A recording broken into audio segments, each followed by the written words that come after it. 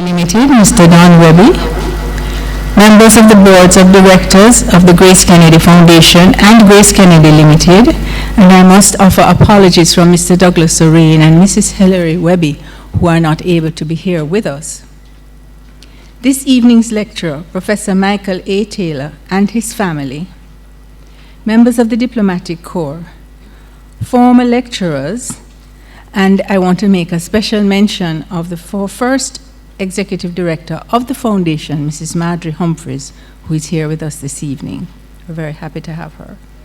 Members of the media, distinguished guests, colleagues, students, friends. There are several individuals and groups who have become loyal supporters of the lecture series, who are here again this evening, and we are grateful for your dedication and the insight many of you bring to the discussion period. Significant members of this group are our secondary and tertiary students, their teachers and lecturers. Many of you have traveled miles to be in Kingston this afternoon, and we are honored by the effort you have made to be here with us. We are also excited that we have been able to expand our reach by streaming the lecture live on YouTube, and we especially welcome those of you participating via the internet. We welcome members of the media. Over the years, they have ensured that the discussion and debate on our topics continue in the press and electronic media. We thank you and urge you to make a special effort to keep the issue of climate change in the public sphere. Thank you all for joining us this evening. We are confident that you will find the lecture interesting and thought-provoking and look forward to a lively and stimulating discussion period.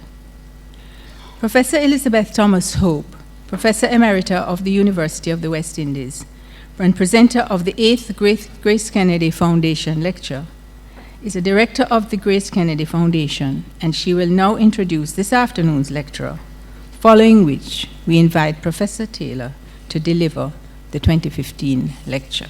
Thank you.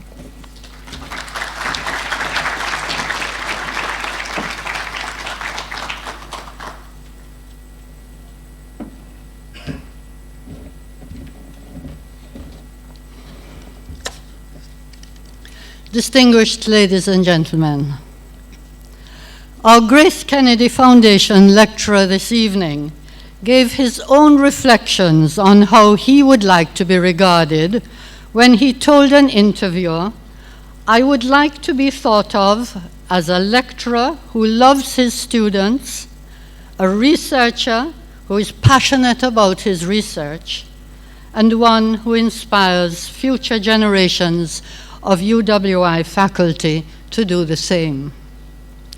This tells us a great deal about Professor Micheal Taylor, for we can confidently say that his academic career to date has brought distinction to his faculty, his university, and his country. His work has been celebrated and recognized through the many awards that he has received, nationally and internationally. He was the recipient in 1999 of the American Meteorological Society Global Change Scholar Award, in 2004 of the START International Young Scientist Award, and in 2008 of the Caribbean Academy of Science Young Scientist Award. In 2005, he received the Jamaican Scientific Research Council Young Scientist Award, and in 2013, the Institute of Jamaica's Silver Musgrave Medal for Outstanding Merit in the Field of Science. He has also won awards from the UWI Faculty of Pure and Applied Sciences for teaching and for best publication on 4 occasions, and the award for most outstanding research activity in that faculty twice. His academic specialization lies in the area of atmospheric physics. Having gained a first-class honors bachelor's degree in physics from the University of the West Indies, he pursued graduate work at the University of Maryland in the USA, and this work was funded by a University of Maryland postgraduate fellowship and later a National Aeronautical and Space Administration, in other words, NASA fellowship, resulting in master's and doctoral degrees. Micheal Taylor joined the Department of Physics at the UWI as a lecturer in 1999, and in 2009 was appointed head of the department, and in 2013 was appointed professor. Since 2007, Professor Taylor has been the director of the Climate Change Studies Group, MONA, CSGM, a multi-country collaborative initiative which comprises a team of researchers who study climate variability and its impact on short-term changes in the Caribbean climate. Based on its analysis of data, the CSGM provides governments and private sector interests in the Caribbean with predictive models of regional climate trends for several decades to come, and so can facilitate informed planning. Professor Taylor's research has contributed to theories on Caribbean climate variability, and his work is widely disseminated and frequently cited. He sits on several regional scientific steering committees and is one of a panel of 12 international experts who oversee the science program for the World Climate Research Programme's variability of the American monsoon system. Professor Taylor understands that real change is effected only when the wider community is fully engaged. Consequently, he has been actively involved in leading environmental care projects in his local Baptist church, of which he is a deacon.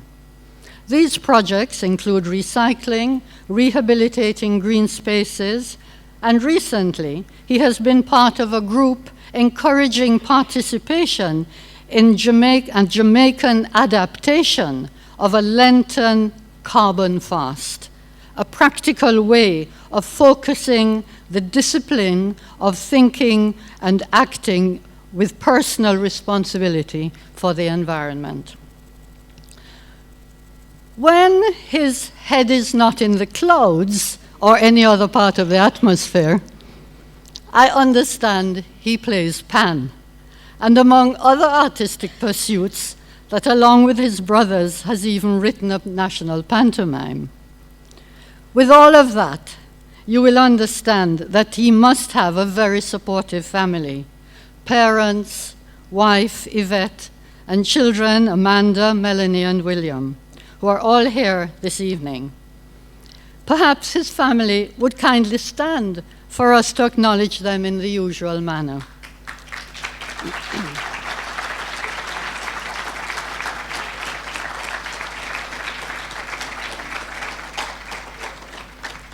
And so now, please help me welcome to the podium Professor Micheal Taylor.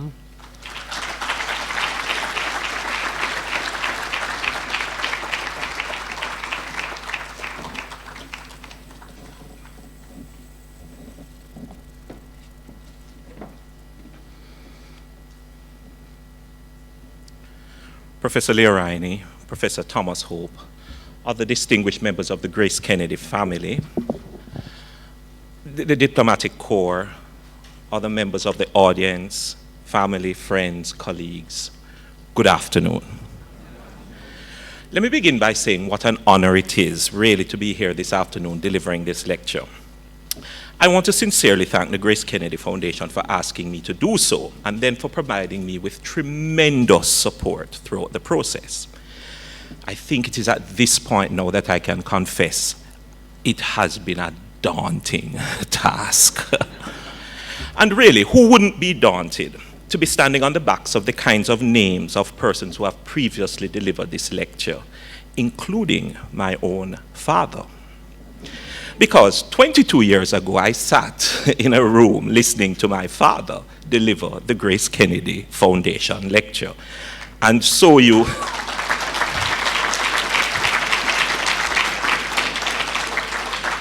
But so you can imagine that this is a double portion of intimidation. Nonetheless, I am really grateful. And grateful for, in a way, I view my standing here today as a means of paying tribute to the many who have inspired us all as a country through their manner of thinking and their being, and through their contributions to Jamaican society, including through this lecture series. And that also includes my own father. And so I thank GraceKennedy Foundation really seriously for the opportunity they have provided for me to offer this tribute in this way today. As you have heard, my children are also here today, Amanda, Melanie, and William. And so I want to say something to them. No pressure. It is not a family tradition that we are starting here. And so I have no expectations about what 22 years from now will bring. But let me also quickly pay tribute to my wife as well and the other family members, especially those who have supported me during this whole process. And thank also the Climate Studies Group Mona of the University of the West Indies, and in particular Miss Felicia White, who is sitting somewhere in the back there, for assistance received in preparing this lecture. But I'm not going to keep us going for long, so let's get to the matter at hand. Why does climate demand change? This afternoon, really all that I want to do is offer you what I am going to call, well, let's just get this. What I'm going to do is offer you what I'm going to call a physicist's contextual reading of the state of the climate with respect to, state of the Caribbean with respect to climate. So it's a contextual reading because all I'm really going to do is offer you 3 observations, or just some observations, about the state of the Caribbean with respect to climate. But it's a physicist's contextual reading because all good physicists love a good equation. And so I'm going to offer you an equation. And I'm going to be bold enough to name it the Taylor's equation of state of the Caribbean with respect to climate. Well, my equation is going to be very simple. It's going to look like this. A plus B plus C equals D. And that's all I want to do, offer you this equation. D is going to be my reading from observations about what the desired state of the Caribbean should be with respect to climate. And then A, B, and C are going to be my reading of what the current state of the Caribbean is with respect to climate. So all I want to do in this lecture is offer you what A, B, C, and D are. D being the desired state, A, B, C being the current state. And in fact, I want to get along with it very quickly by telling you immediately and off the bat what D is. And I get D from a very landmark statement that came out of the SIDS conference, the Small Island Developing States Conference that was held in Samoa recently, well, in November of last year. And they suggested climate change represents the gravest threat to survival and viability of small island states. Well, if it is true that climate change represents the gravest threat to survival and viability, and in my mind, survival plus viability equals sustainability, then you can see that variable D in my equation is sustainability. And so all I want to do then is offer you 3 observations about what variable A and B and C must be. And then leave it up to you to decide whether A plus B plus C equals sustainability. All right, but before I can offer you A, B, and C, I think I need to set a little bit of a background. Forgive me, I'm a scientist, so we're going to talk a little science.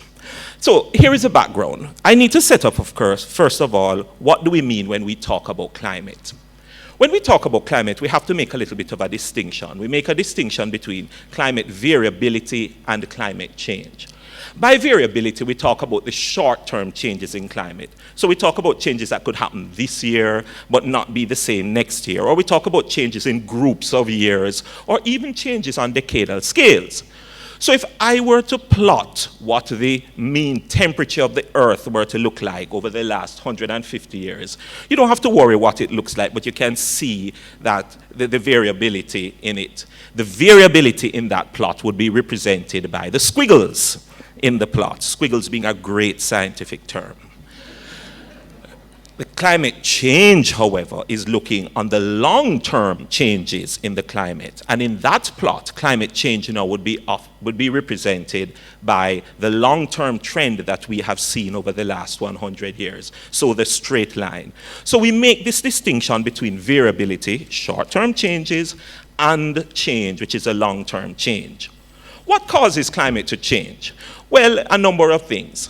When we think about variability or the short-term change, climate change is associated with what we call some global phenomenon, and they usually have some known cycle to it. So many of us have heard about the El Niño phenomenon. And an El Niño is nothing more than a warming of the equatorial Pacific. So if you look in the plot, you can see that big red blob over the ocean in the Pacific, and an El Niño is a warming. And that warming normally occurs every 3 to 7 years. The thing about it is that when it warms, it normally dries out the Caribbean. And so if you look on the plot right beside it, you will notice that every couple years we go into drought. So the variability is driven by the natural cycle of the El Niño. Every so many years we get dry due to the El Niño. Climate change, on the other hand, has a number of things that can cause it to change. Climate can be changed due to natural variations. Climate can change due to volcanic eruptions. And the one that we want to deal with here today is a climate that is changing due to human activity. Now, human activity like burning of fossil fuels, so when we burn oil or gas or coal for electricity or for industry or for transportation, it contributes to climate change. Or when we cut down trees for deforestation is a contribution to climate change. What happens is that human activity allows for the releasing of carbon dioxide into the atmosphere. And carbon dioxide now enhances what is known as the greenhouse effect. And the greenhouse effect is nothing more than literally the atmosphere acting like a greenhouse. So it allows the sun's rays in, they heat up the earth, and then the atmosphere traps that heat. And part of the thing that causes the atmosphere to trap the heat is, of course, carbon dioxide. So human activity releases carbon dioxide. It contributes to the greenhouse effect. And the result is that as the carbon dioxide increases, which is the blue line, you can see that the temperatures, which is the red line, also increase. And so climate change is directly related to human beings' release of carbon dioxide. Well, therefore, one of the manifestations of climate change is clearly warmer temperatures, and the warming is everywhere, as you can see in the diagram for the world. But it's not only warmer temperatures, for when the temperature is warm, then the rainfall becomes variable. And so everywhere that it's green, the rainfall is getting wetter, and everywhere that is brown, it is getting drier. And not only does the rain become variable, but we get stronger extremes. And so if we look on hurricane intensity, you can see the upward slope of climate change in the hurricane intensity. And then if you look on sea ice, you can see that it is declining. And then, of course, if you look on sea level rise, you can see the upward trend of climate change in it. So when you put all of this together, these are the manifestations of climate change. What then is the context that I am reading for the Caribbean? I'm reading this context. We live in a context of variability and climate change, where climate change is a distinct changes in measures of climate, things like rainfall, temperature, wind speed, but those lasting for long periods of time due to human action. In the Caribbean, our challenge is to live with the variability while contending with the change. So it's this context then that I want to offer you my reading and my 3 observations. I want to offer 3 observations about the state of the Caribbean with respect to climate. And as I told you, my observations will come in the form of A plus B plus C equal sustainability. Let's go on. Observation number 1. What then is observation number 1? It's this. The Caribbean possesses an inherent sensitivity to climate. What does that mean? In my equation of state, variable A is sensitivity. It turns out that, boy, Caribbean countries, their economies, the daily ordering of the life of their people and their natural systems are extremely sensitive to variations in climate on whatever time scales they occur. How do we come by this? A couple of reasons. One, our geographic location. When we look on our geographic location, we are strategically located in the Atlantic, but with close proximity to the Pacific. What does this do? This sets up a very familiar pattern or seasonality in our rainfall and temperature. So if you look on the diagram and the bars represent the rainfall, you see the pattern that you and I are used to. So you can see that January, February, March, we are dry. And so we expect the drying that we have now. But by the time we hit May, you can see that the rainfall pattern has gone up, and we stay wet from May to November with a brief drying in the middle in July. And that characteristic bimodal pattern, or that characteristic M-shaped pattern, becomes a pattern around which we build life. And if you look at the little line at the top, that's the temperatures. And we don't vary much in temperatures, but you can see that by the time we hit the middle of the year, we are slightly warmer. What happens with this?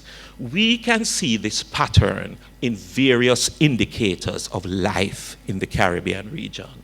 And so, if we look, for example, on how much water we can get from our rivers, for example, how much water can we get from the Great River? Can you see the M-shaped pattern of the rainfall in the stream flow of the rivers? And if, for example, you look on how many reports of fire were made at the Clarendon Fire Station, and we flip it upside down, can you see the M-shaped pattern of the rainfall in the fire reports? And then if, for example, you look at energy consumption, generation and sales, it's not the rainfall M-shaped pattern that you see now, but you see the pattern of the temperatures where it peaks in the middle of July. And we build our life around this pattern. So you can see it then also in the agriculture pattern, because we reap and plant around this pattern. We even offer recreation around this pattern. We build our life around this pattern. So climate then becomes entrenched in the general ordering of Caribbean life, so much so to the extent that there's a dependence on the regularity and familiarity of this annual cycle to provide us with a sense of what is normal. So this pattern contributes to our sensitivity. But it's not the only thing that contributes to our sensitivity. Turns out our geographic characteristics also. In the Caribbean region, we're either all low-lying or volcanic with mountainous interiors and very short coastlines, or we possess some combination of hilly interiors and limited coastal plains, and you see it spelled out for Jamaica right there. What does this mean? This means that the combination of size and topography severely restricts the available land for the development and forces the dependent on either narrow coastal areas or very, very steep hillsides for the location of major cities, infrastructure, large-scale agricultural plots, and economic and industrial zones.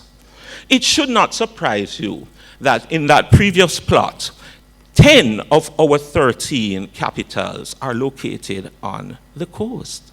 50% of the Caribbean lives within 1.5 kilometers of the coast, which means that they are automatically sensitive to climate variations. And if you are not among the 50% in the coast, the other 50% therefore lives on the hills. But then when the rain comes too heavily, you also are susceptible. So our geographic characteristics make us sensitive. It's not just our geographic location and our geographic characteristics, but our economic activities. We rely on economic activities which in their present form are very dependent on favorable climatic conditions and natural resources. So we only need to think about agriculture and tourism and the fact that combined they contribute to about 14 or 15% of the GDP for Jamaica in 2012 and 2013, or approximately nearly 50% of the labor force in the Caribbean. Both things together help account for the strong link between livelihoods and climate in the Caribbean. And then if you don't want to take the fact that geographic location makes us sensitive, or geographic characteristics makes us sensitive, or economic activities, then you only need to think about water. For in the Caribbean, rainfall is king. It turns out that we have this overwhelming dependence on surface and groundwater, which means we have a very strong dependence on rainfall. And so when you put all of these things together, you can see that we have a sensitivity. Our context is one of being sensitive to climate. And a very interesting sensitivity, if I might also add, because the sensitivity is an embedded sensitivity or an entrenched sensitivity. Because it turns out that even if we could diversify economic activities to get rid of that sensitivity, we can't change geographic location or geographic characteristics. So the sensitivity is embedded in us. It's not only embedded, but it's also pervasive through either direct or indirect influence. So because all of life has this pattern built around it, then it means that all parts of life has a sensitivity built into it. Whether it's health or agriculture or forestry, water resources, it matters not. The sensitivity is pervasive. And if the sensitivity is embedded and it is pervasive, it is also significant. And really what I'm getting at by talking about significant is that it's disproportionate. So there are other countries in the world that are also sensitive to climate, but they share one or two of those characteristics. It's a Caribbean that shares all four. Our context is very simply one of sensitivity. You can see then why in Taylor's equation of state, variable A is sensitivity. And you know, before I leave it, that sensitivity tells us something about what climate is demanding. Because if we are so inherently sensitive to just the patterns of climate, then climate is demanding, first of all, attention. And that is attention even if the climate were not changing. We have an inherent sensitivity. Climate demands attention. Okay, but very quickly, let me move on. What would be my second observation? My second observation, then, would be this. Climate change is transforming our sensitivity into a vulnerability. What does that mean? You can guess it. It means that variable B in Taylor's equation of state is vulnerability. The context that we have is not just a context of sensitivity, but it's also a context of vulnerability. Vulnerability can be defined as a function of sensitivity, exposure, and capacity to cope. Well, I've just argued that we certainly meet the first criteria of sensitivity.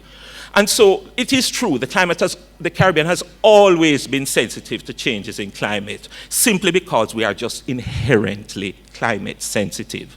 So when the climate varies, we expect that all of life must also vary as well. We just have this sensitivity, and so we are vulnerable. And if the sensitivity is pervasive, then you can see that the vulnerability also has to be pervasive. Okay. What is climate change doing? Climate change is now moving us to new levels of exposure and challenging our capacity to cope.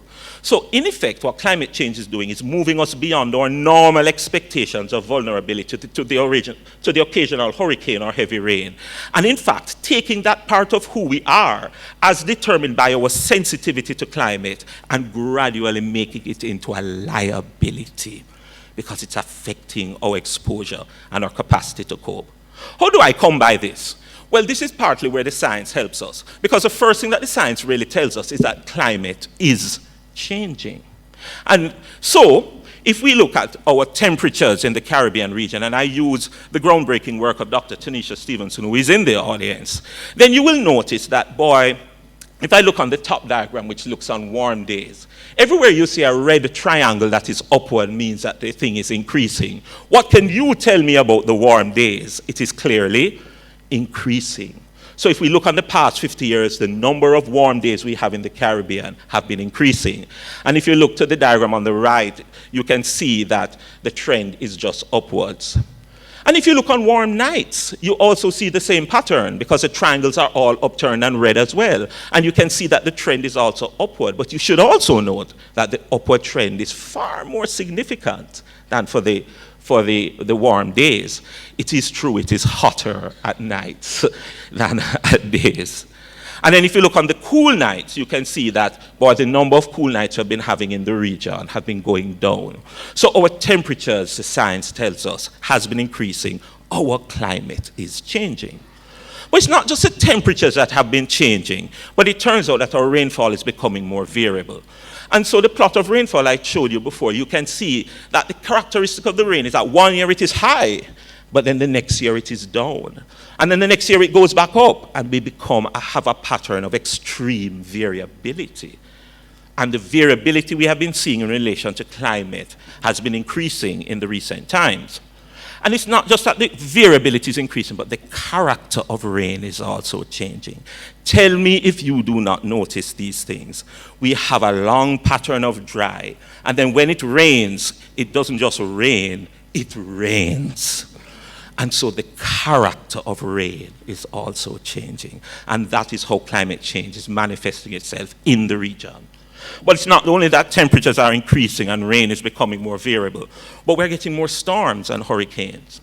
So if you look on the right plot, it shows you, if I take a 200-kilometer radius around Jamaica and look on just the last 12 years of between 2000 and 2012 rather, we have had 12 hurricanes or storms passing within 200 kilometers of us.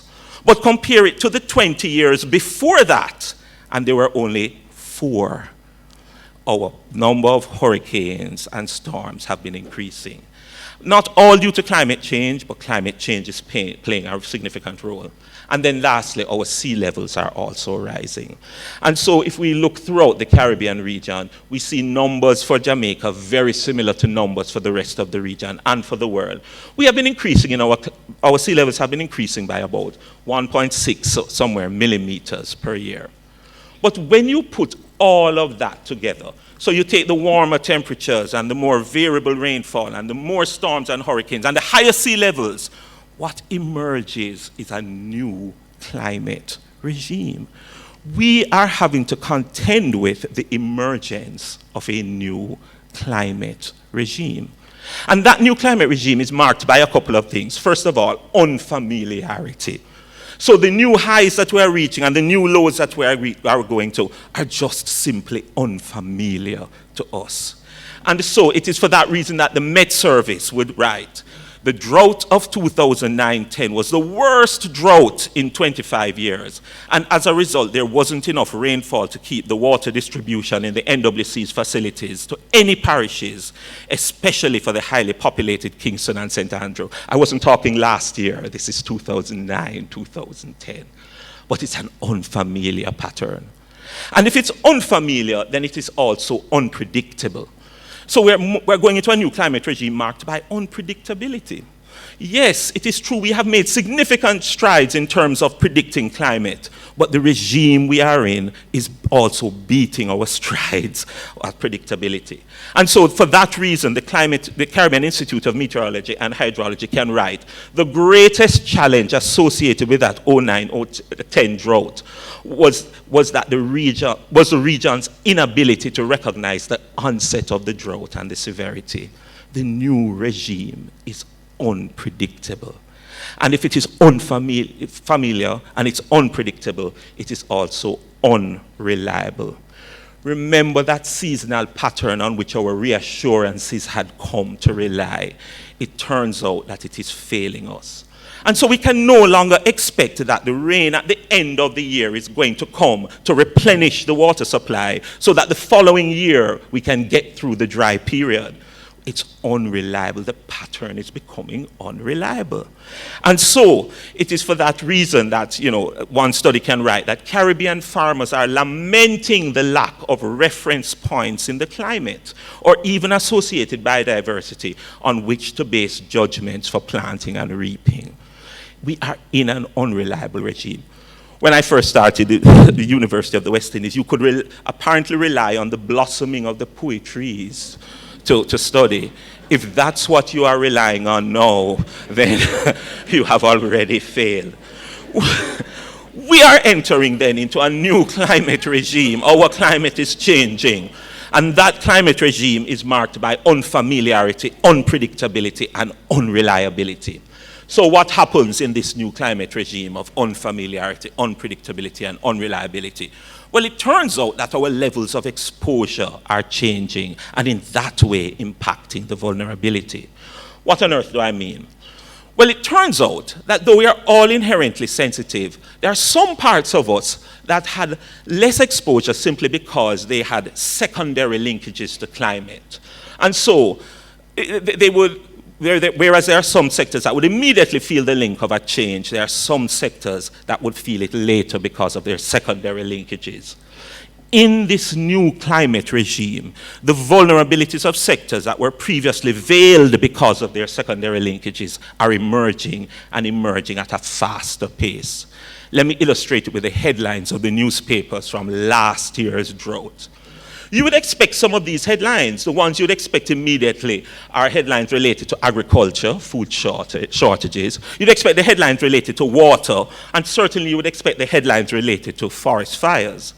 But very quickly after those headlines came headlines saying that education was being affected by school closures. And very quickly after education was energy was being affected because hydroelectricity and power outages in Portmore due to dry conditions and salt on the sea lines. And then very quickly it moved to that the whole economy was being impacted. And that is, of course, due to impact on small businesses and economic productivity. Can you see that climate change is transforming those inherent sensitivities which were previously masked into real vulnerabilities because the ripple is going much further and much quicker?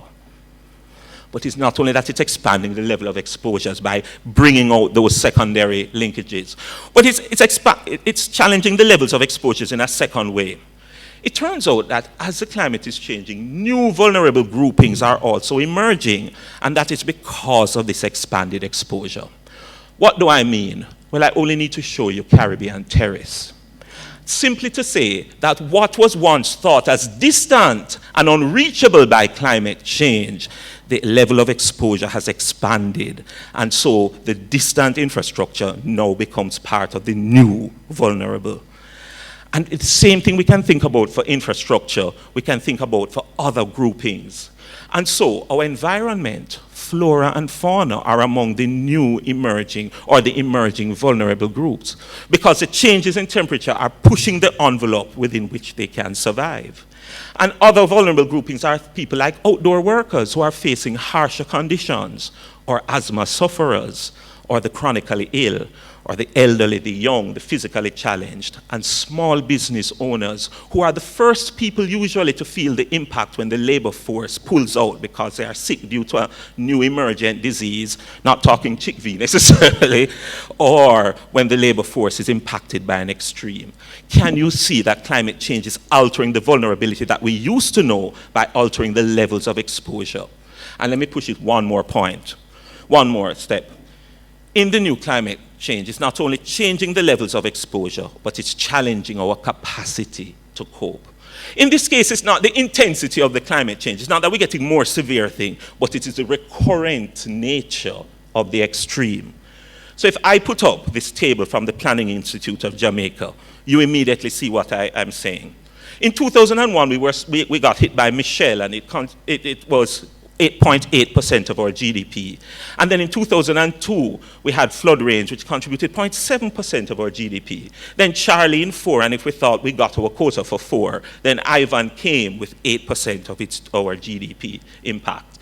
Then Dennis and Emily in 5, Wilma in 5, Dean in 7, Gustav in 8, Nicole in 10, and Hurricane Sandy in 12. Can you see the challenge climate change is putting up to our capacity to cope?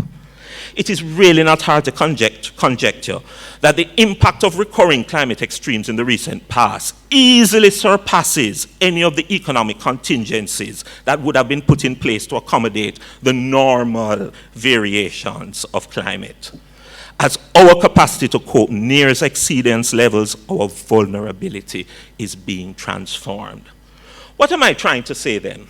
I'm trying to say that the second thing that describes the state of the Caribbean with respect to climate is vulnerability.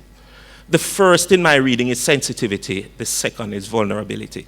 And it tells us what the climate is demanding.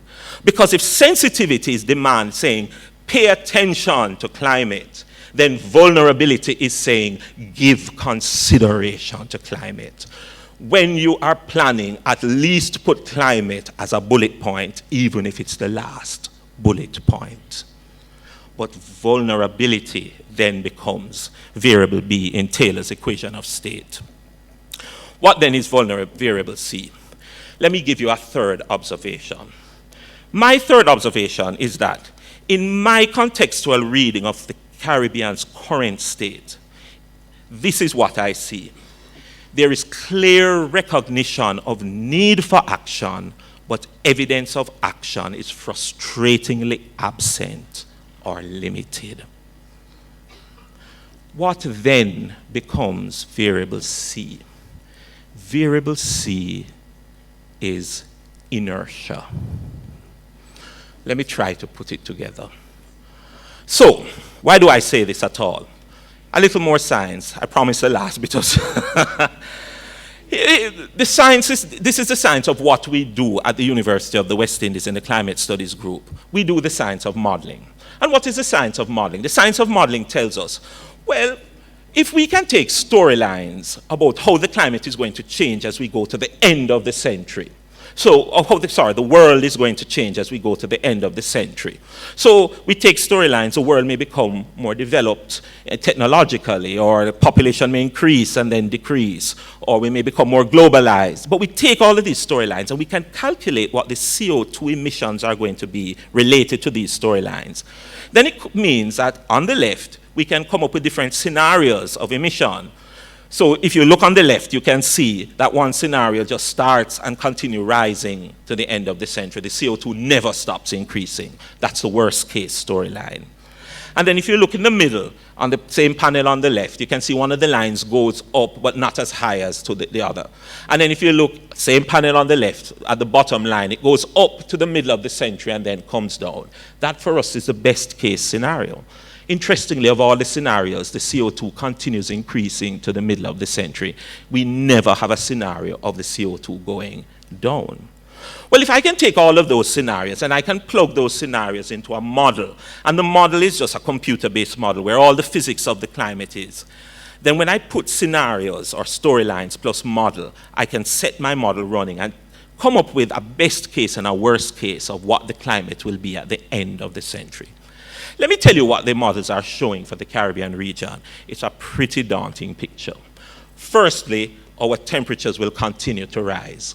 So what are you looking on? The top two panels are the best case and the worst case, and the bottom two panels are the better case. In the panels, if I can coin the phrase, the oranger it is the hotter it becomes. Can you spot Jamaica in it? It doesn't matter which scenario you take, the Caribbean is going to be hotter at the end of the century.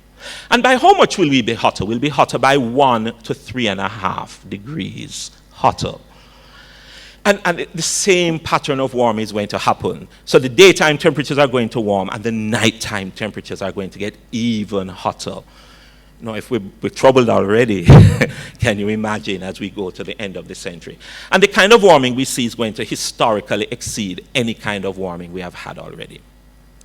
But the models also say it's not only that we are going to get hotter, but here is the rainfall. And everywhere that it's brown, it's dry at the end of the century.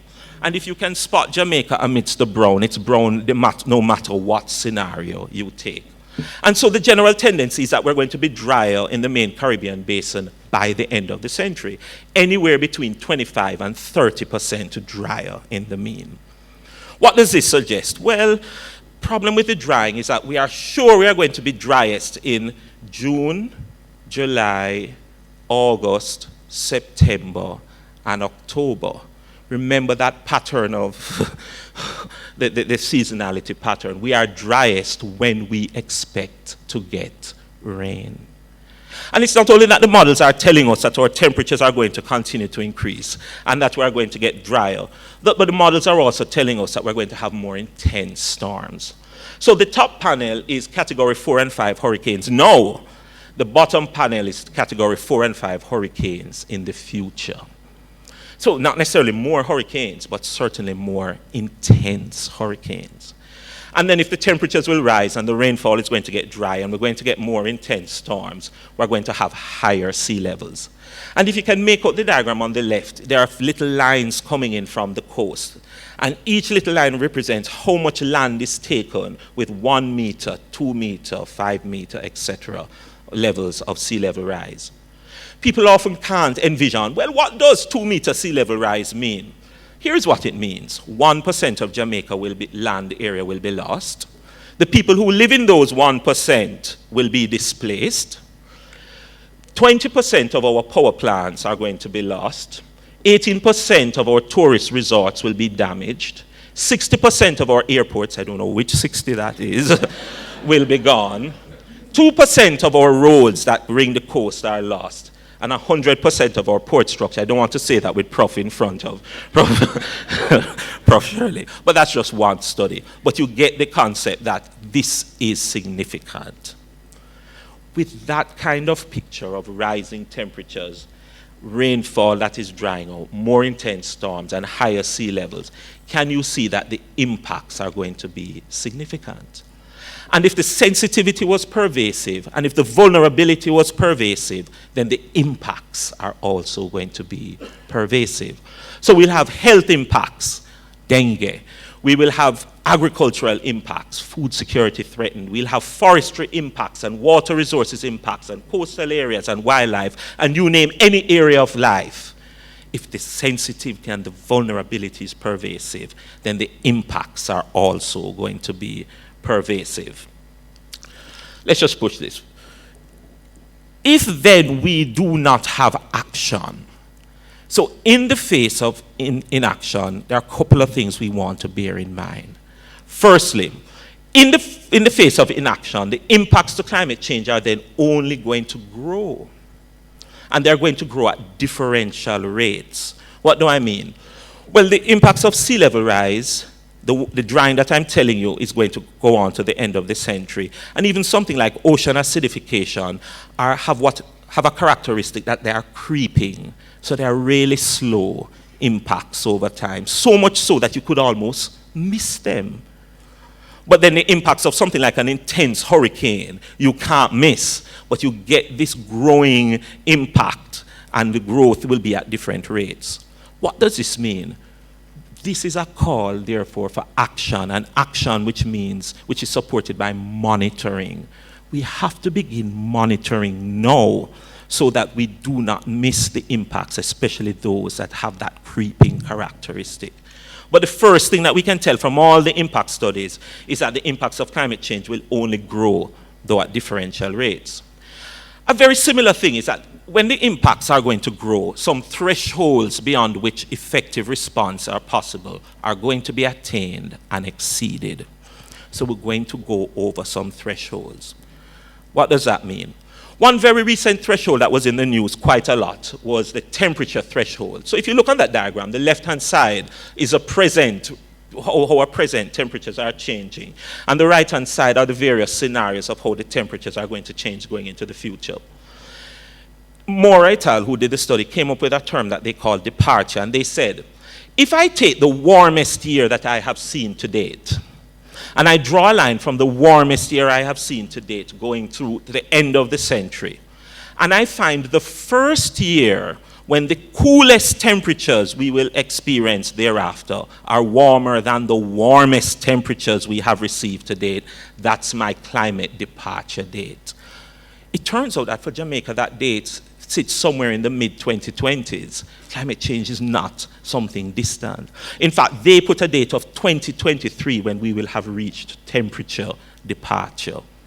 Now, when we have reached temperature departure, lots of things will happen because we'll have moved out of the realm within which biodiversity will be able to live. And it's not hard to think that if we can come up with a temperature departure date, then in the socio-economic realm, we can also come up with departure dates. And some of them we might already have passed. It's a strong possibility that, in fact, the current design standards and siting for critical social infrastructure, we may have already passed that departure date. So we get the concept. The impacts are going to grow, and as they grow, some critical thresholds beyond which response is effective might be passed. Let me say one more thing quickly. The impacts not only are going to grow and some thresholds are going to be passed, but the impacts are going to be unequally distributed and disproportionately affect some more than others.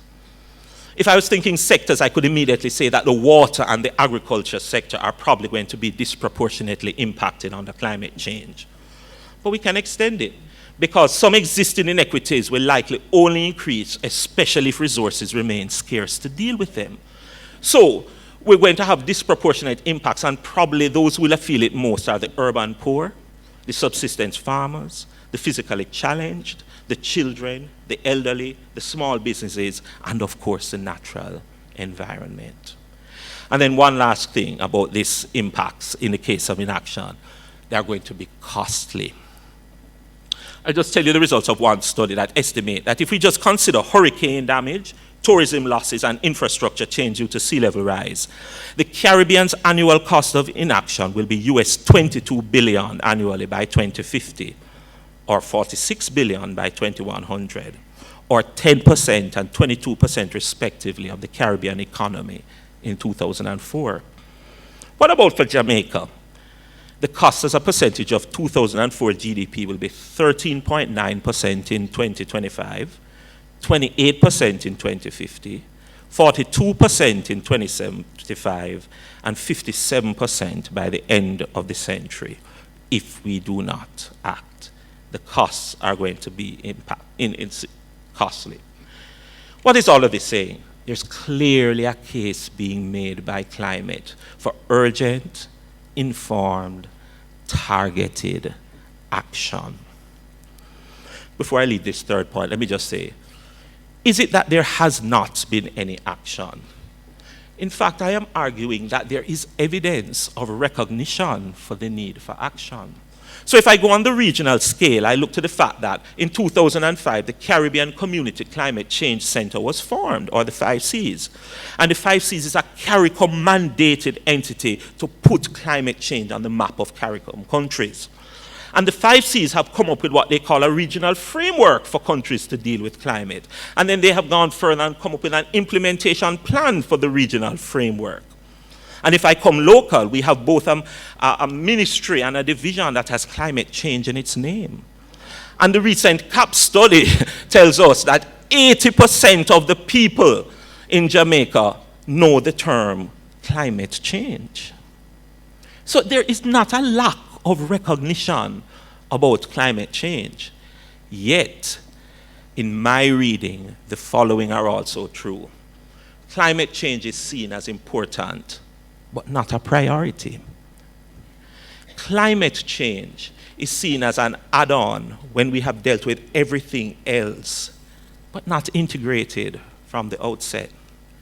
And climate change is largely responded to when it is convenient to do so, or when the project funds are available, but not something to go out of your way for. Put all of that together, can you see that our state is inertia? Let me put the inertia one last step. If you want to see evidence of inertia, just look on our attitudes to climate change. I'm going to argue that our attitudes to climate change are the following. One, we either have complacency about climate change. So we recognize that the climate is changing, and then we simply just make plans to accommodate for the change. So it is getting hotter, we buy a fan and burn it all through the night. But the problem with accommodation is, of course, that it usually leads you to choosing the easiest or the most convenient option, but not necessarily the best option. And if we're not suffering from complacency, then we're suffering from amnesia. So when we are in the midst of the discomfort brought on by the climate extreme, we make plans so that if we ever fall into this trap again, you bet that we will be prepared. But once normality comes back after the extreme has passed, we gradually forget about the inconvenience until the next time the extreme comes around. And if we're not suffering from complacency or amnesia, we're suffering from minimization. What do I mean? So we recognize the threat, but we say, boy, 1 millimeter per year rise of sea level is just really too small to bother about.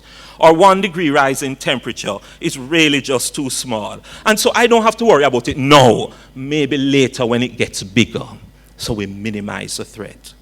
And if it's not complacency, amnesia, or minimization, then it's resignation. So we throw our hands up in the air and say, boy, there's nothing I can do anyway, it's going to happen. And if it is not resignation, then we pander to uncertainty.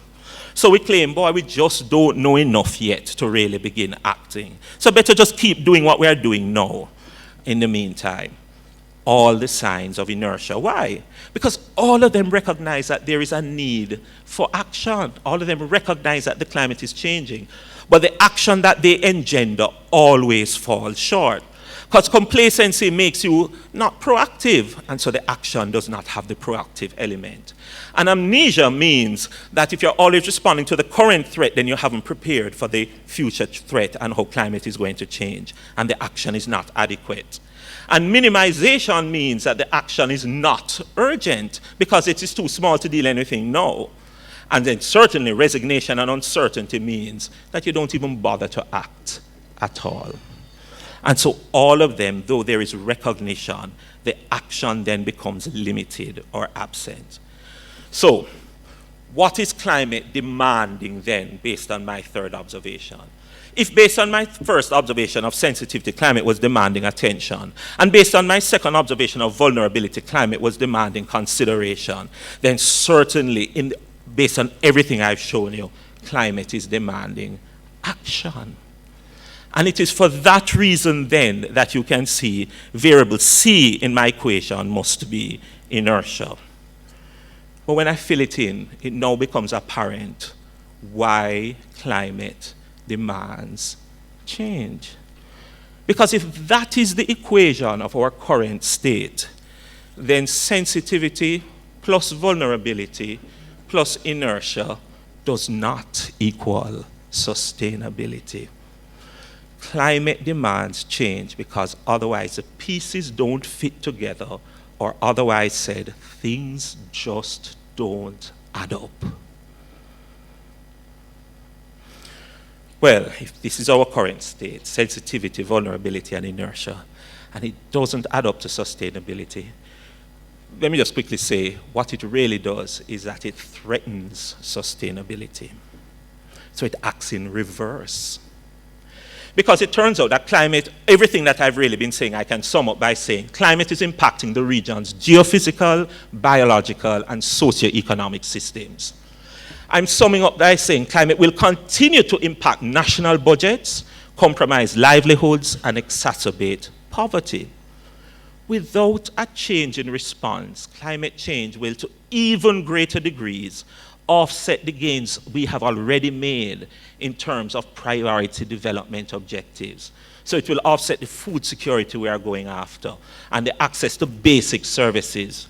And it's going to transform the environment into a hazard. And this is the same environment we premise economic development on. What I'm really saying, if our current state is sensitivity, vulnerability, and inertia, then Jamaica's Vision 2030 to be the place to live, work, raise families, and do business is under threat. In our current state, climate change is grabbing our inertia and threatening our sustainability. So what do we do then? Well, I wouldn't like to leave you on that note, so let me end with this other note. You know what I'm arguing? I'm a physicist and I don't want an equation to my name that is wrong. So I'm arguing that maybe we need Taylor's equation of state version 2.0. And Taylor's equation of state version 2.0 would look like this. Sensitivity plus vulnerability plus resiliency equals sustainability. And this is what I think the equation to characterize our state should look like in the very near future. That would be a good equation. And so really what I'm saying climate is demanding is that we shift somehow or change from inertia to resilience. Okay, So let me end then by suggesting how we're going to move on this pathway to resiliency. This is where it gets a little shaky, because if I knew this, then Jamaica would be.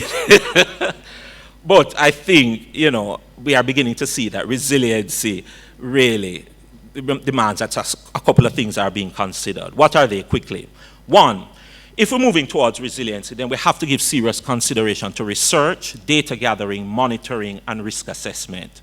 Because together these actions help to define the risk posed by climate, provide justification for the responsive action, help target the response, inspire confidence in the response that it will be effective even though the climate is unpredictable. This is my unashamed plug for science and research. Resiliency requires that. What else does it require? Some consideration of adaptation, and it requires us to prioritize adaptation. Boy, even if global consensus were to reach to stop greenhouse gases emissions today, the world is already committed to climate change because of how much greenhouse gases we have already put. So we have to adapt to the new and emerging climate regimes, and adaptation has to be prioritized in our resilience strategy. It can't be an option. It has to be a necessary thing, and adaptation has a no-regrets adaptation. So we need things like the agri-parks, which are adaptations, really, to climate change, and fortified and raised roads, diversified tourisms, new building codes, strict zoning for where settlements can be, insurance for climate-sensitive livelihoods, law enforcement, etc. Those are all examples of adaptation strategies, but probably need to be prioritized. And the responsibility for adaptation is not just with government, it's from individual right up through regional. Resiliency has to consider also not just prioritizing adaptation, but also prioritizing mitigation. Now, in the climate change world, mitigation is trying to reduce the thing that caused the problem in the first place, which is the greenhouse gases. And I am saying, listen, the Caribbean must not become preoccupied with arguments about who must reduce and whether it's developed countries must reduce or we must reduce. Instead, we must judiciously support and propose our own models if necessary for differentiated mitigation targets for developed countries and developing countries, because current emission levels are simply unsustainable. We need mitigation that targets preservations of forests, because forests pull carbon dioxide out, waste reduction, because the more efficient you are at a process, is the less amount of carbon dioxide you put out, efficient and alternate generation of energy for electricity, transportation, and industry, because alternate energy does not put out carbon dioxide. And all of these are going to have the spin-off effect of reduced economic costs, increased productivity, and improved quality of life. Mitigation is a win-win for the Caribbean. It is also the strategy that best links individual responsibility to corporate good. I can do something for the benefit of others. Resiliency has to recognize that climate change is not the only game in town. There are limited resources for development, and it is the same resources that must eradicate hunger and poverty, fight crime, provide equitable access to education, provide health services and basic amenities, achieve gender equality, build resilient infrastructure to climate and non-climatic disasters, treat with social injustice, sustain consumption and production patterns, restore and protect terrestrial and aquatic systems, deal with crime, and then after all of that, deal with climate change. But climate change is not the only thing in town, and resiliency has to recognize that. But what we have to do is make sure that adaptation strategies and mitigation strategies, which significantly overlap with the sustainable development goals, we explore the overlap and the synergies between them so that the limited resources are most efficiently used and to maximum impact. Resiliency has to recognize that well-intentioned responses can unfairly disadvantage. So we've already noted that there are some groups that are more vulnerable to others, and the impacts of climate change are disproportionately distributed. In a real sense, climate change singles out the already disadvantaged. So when we're crafting mitigation and adaptation responses, we have to take care not to further disadvantage the already disadvantaged. So when we're diverting a river or a stream to create new domestic water sources for an urban region, we put at the disadvantage in these people who live upstream, including the natural world, who depend on the water for livelihood and existence. response should not unfairly put one set of stakeholders at an advantage or disadvantage simply because of the side of the divide on which they fall. Resiliency has to make sure that education is there because education is critical to buy-in. I don't think I need to say anything else. Resiliency has to target present variability as a means of responding to future climate change. Go back to where I began. We have to live with the variability even as we contend with the change. And so, when you have limited resources, maybe the best option is not inaction, but just use the resources to target the variability that you now know. You expect that it may fall short, but it will dampen the effect of the future threat. So target the present variability as a means of responding to the future change. Resiliency has to recognize that risk-taking may be a demand of climate change. Achieving resiliency may require risk to be taken with the growing threat of climate, especially when the threat is moving outside the bounds of what is known, and when the response strategies are proving to be no longer sufficient. When a risky response is seen as the only option that you can take, it must be accompanied by the education, especially of all the consequences of its success or failure, careful consideration of the ethics of the action or inaction, continuous monitoring, data gathering, and scientific analysis from the very beginning. Because when risk is put in those kind of consideration, it's not careless risk. And so you can see that those are some of the consideration. So I end with this.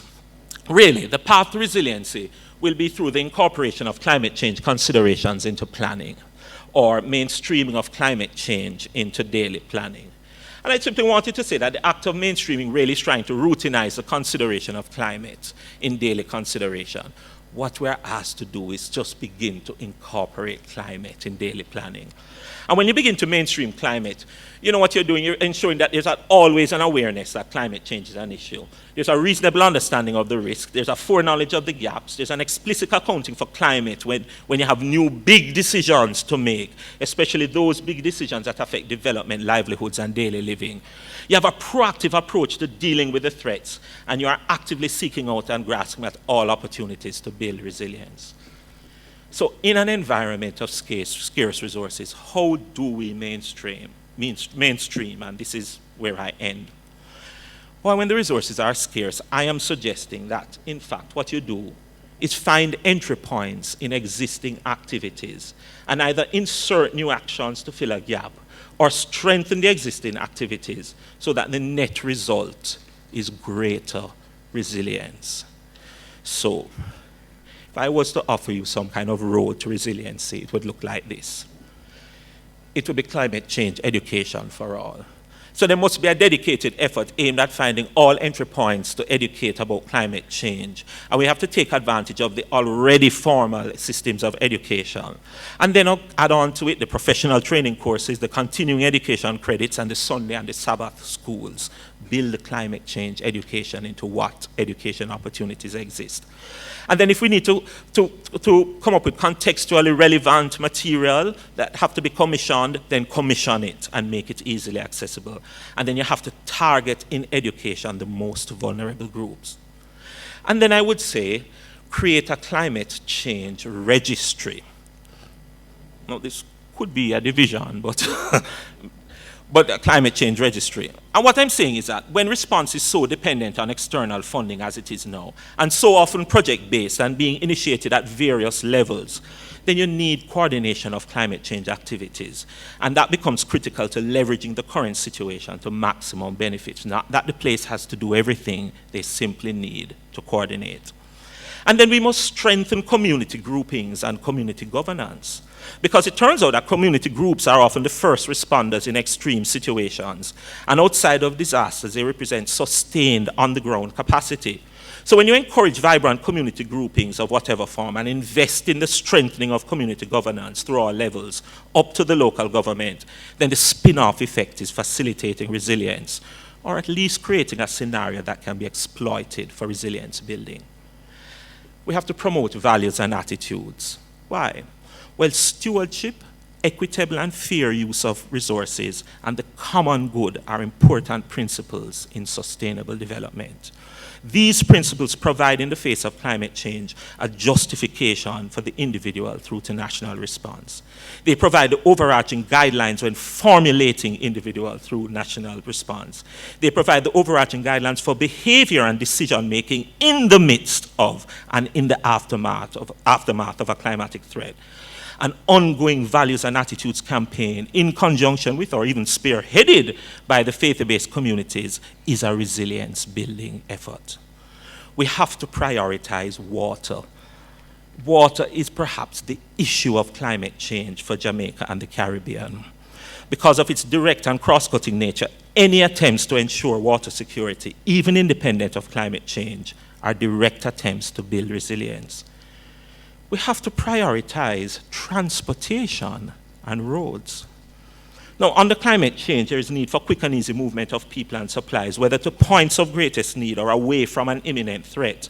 Prioritizing the maintenance of coastal roads or even building new interior roads and highways facilitate coast-to-coast access and are important development strategies which have the spin-off of building resilience. Efficient movement is also a mitigation strategy to reduce emissions. Of course, these kinds of actions must take into account all the considerations I said before. We have to prioritize disaster risk management. The potential for climate disasters is only going to increase. A strong and effective disaster preparedness and response mechanism is building climate resilience. We have to always consider the environment, and forgive me for just dwelling a little. The environment and the natural world are currently exploited for economic development, yet they are often the secondary considerations in decisions related to economic development. But a degraded environment exacerbates the impact of climate change threats, and the environment is already among the most vulnerable groupings. The environment is one of a few areas, energy and waste being the other two, that facilitate both adaptation and mitigation responses in a resilience building effort. So even when compromise on the environment is required, it must not be such that it is unfairly placed at a disadvantage. Mainstreaming consideration of the environment and even displaying a little bias towards the environment with respect to protection and preservation will build climate resilience. We have to deal with joined-up government. The pervasive nature of climate change demands that plans and actions developed in one sector have to take into consideration the plans and the impact on another. So when we set targets, we have to set targets consistent across sectors. So the mix of fuels in energy diversification has to be consistent with the mitigation targets, how much we want to reduce the carbon dioxide. Sustainability of the resilience created may also depend on the collaboration across two sectors. So an emphasis on strengthening the mechanisms that facilitate cross-sectoral consultations and consideration will facilitate resilience. We have to recognize the value of science and research. Resilience will be achieved on the basis of targeted and evidence-based responses. So having an already established and strong research community will facilitate quick responses to problems that arise and even enable the answering of local or context-specific issues. So providing incentives for interdisciplinary research, commissioning research to fill gaps, and the deliberate use of research in development is a resilience building strategy. We have to foster innovation and entrepreneurship. You know what climate change is also doing as it presents challenges? It's presenting opportunities. The hotter we get, we need new cooling systems. And there's a great opportunity for bright, creative minds to link that with renewable energy. By having a vibrant and enabling environment for the development and quick deployment of new and creative solutions, that is, if we already foster an enabling environment for entrepreneurship, then in fact we are doing resilience building. There's a role for the private sector to play a part there. We have to really bring into target regionalism. There's clearly a merit in a regional approach to dealing with issues where individual nations each have limited resources. There's merit in regional groupings and alliances taking on common threats so that they not only leverage limited resources but standardize modalities of operations and facilitate sharing of best practices. And then last, of course, we have to develop a communication strategy. Having in place efficient modalities for communication which can be exploited when needed to convey risks, uncertainties, threats, and opportunities resulting from climate change will result in a resilience building effort. So I'm ending where I began. Why exactly does climate demand change? My reading as a physicist is that climate demands change because in the absence of change, things don't add up.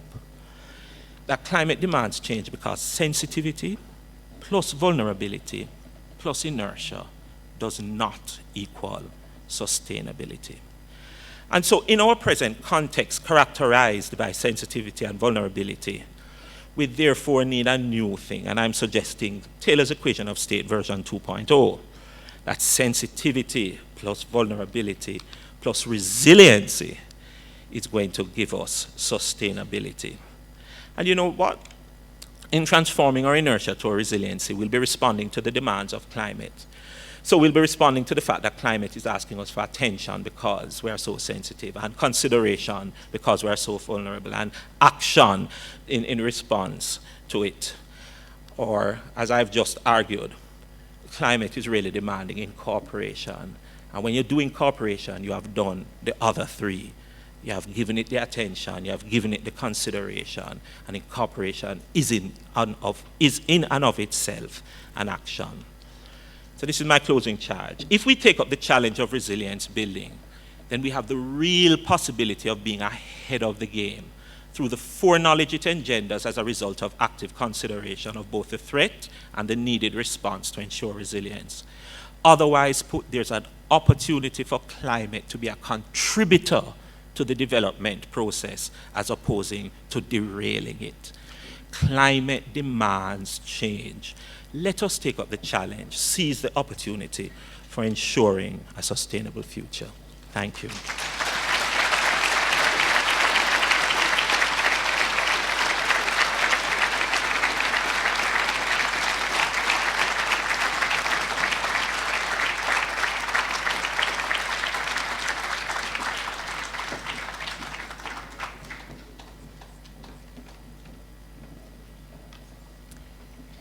I want you to clap again.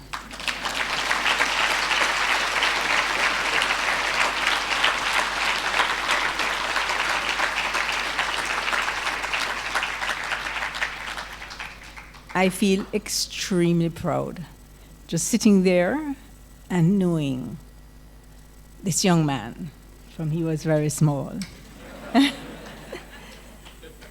And I think that we have been given a feast. I don't know how many of us have really thought through the whole issue of climate change. As he says, it's something we recognize, it's a phrase we recognize. But I think this evening we have seen the potential impact. And I think his charge to us is one which we need to take very, very seriously. We're going to open the floor now for questions from the audience. And I'm going to ask Professor Taylor that we take about 3 or 4 questions and then ask you to respond, and we'll see how it goes and how much time we have left. So those persons who wish to ask questions, there are microphones. There's one over there and there's one on this side. Would you go to the microphone? Would you state your name, and if you're associated with an organization, would you give us that information as well? And please ask just one question so that we can get as many questions from as many people as possible. Please just ask one question. Right? Right, on that side? Yes. This is a question that is for Professor Taylor and everybody in this room. And it is, why is it that our planners, government in particular, and some corporations who are involved in the production of energy, are continuing to plan for new fossil fuel powered plants for generating electricity in light of the urgent need to mitigate climate change? And I'm saying this against the background of a lecturer at Stanford University in California who has a book called Clean Disruption, where he talks about two things that impact climate change, and they apply to us. One thing he says is that by the year 2030, all cars will be electric. We have no electric cars. Well, we have one electric car in Jamaica as far as I know. And he also says that by the year 2030, all new power generation will be solar, and points out the risk to people who are investing in fossil fuel generators, that these investments will end up stranded when solar gets cheaper than fossil power. So why are we in Jamaica still looking at coal, gas, whatever you want to call it, that burns, when there are better alternatives out there? All right, thank you. On this side? Good evening, everybody. My name is Everton Foster, and I'm with Allied Insurance Brokers. I'm here in my own capacity, not necessarily representing, but just an interest in the subject being discussed. The question is for the professor. Trying to paraphrase, but let me make one disclaimer. I'm by no means anybody who is attached to any scientific, I am certainly not in that field at all, just a concerned citizen. Professor, considering the proposal to develop the Goat Islands, how does this, is there any relationship between this and the need, so to speak, to mitigate against climate change? Thank you. Thank you. Yes? Another question on this side. Anthony Chen. Yes, Professor Chen. We are so happy to have Professor Anthony Chen, who is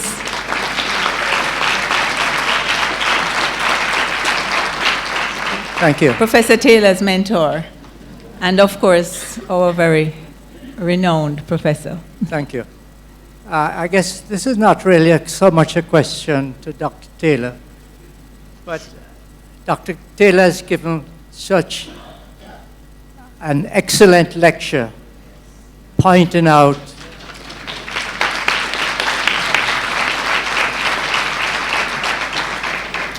the risks that we face and the need for action. Now, I'm just afraid that the lecture may just become printed in a book or carried home. We need to do many things to counteract climate change. Now, if we leave it to the status quo or the present system, we may not get anywhere. I'm taking a cue from what is happening over the world. Citizens, concerned citizens, who are making the change or changing the state of or the attitude towards climate change. We now have students calling for universities to divest from fossil fuel. We have thousands of people marching in London, in New York, demanding action on climate change. So I think that is what we need in Jamaica. We need concerned citizens acting. I don't know if this would be something that could be taken up by the GraceKennedy Foundation to form some sort of think tank that could, from which ideas of how to concerned citizens can get together and act. If not, I see that there are communication people in the audience, and I'm sure they'd be willing to help to consolidate what Professor Taylor has said.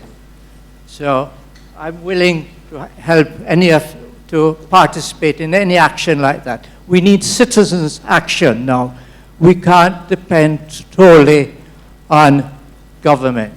Thank you. Thank you very much, Mr. Chairman.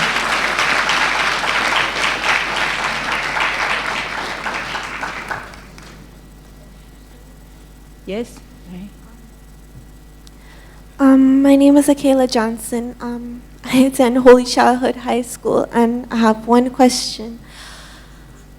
If it is the case that the world will become hotter, will agriculture have to scientifically be modified to increase their resilience as it relates to global warming? And do you think that the government in the future will be able to facilitate these researches as it relates to global warming? Thank you. Thank you. Thank you.